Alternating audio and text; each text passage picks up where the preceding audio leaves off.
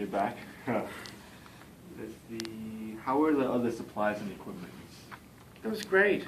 I mean, even in the bush, we got ice and mail and beer. Not every day, but every few days. But on a fire base, they were great. Every day there'd be helicopters coming in and with supplies.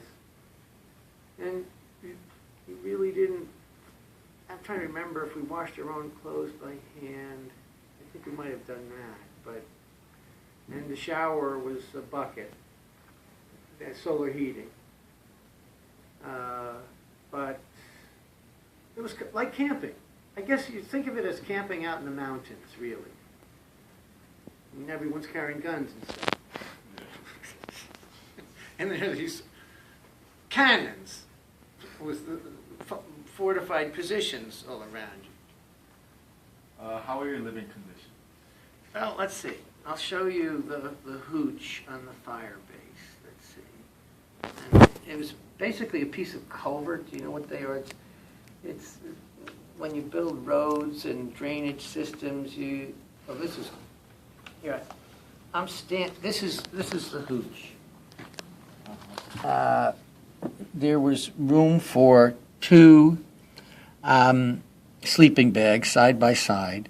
You'd put this steel on empty ammo boxes, and then you'd sandbag it, and then you'd sleep in there. I had a roommate who was another lieutenant. First time I met a Mormon, and he hadn't met many Catholics, so we had interesting conversations. But that's generally how you lived on the fire base. And this was in the Central Highlands, and it was really quite beautiful. I mean, look at the sunset here. That was the view from the fire base in the Central Highlands. And then when you got started to build up a fire base, this is what you had to do. You had to fill a lot of sandbags because all the structures had to be fortified in case you got incoming mortar rounds. So it was hard at the beginning of a fire base. It was a lot of work to build this mini city, so to speak. So that's really how it was on the fire. And then, as I said, you sometimes had entertainment.